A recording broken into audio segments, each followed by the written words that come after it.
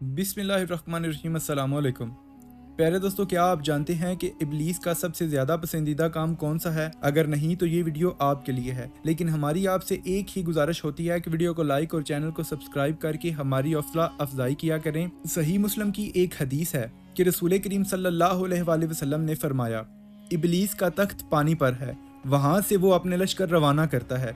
इसके नज़दीक सबसे ज़्यादा पसंदीदा शैतान वो होता है जो सबसे ज़्यादा लोगों में फितना डालता है। इसके लश्कर में से एक आकर कहता है कि मैंने ऐसा ऐसा किया है।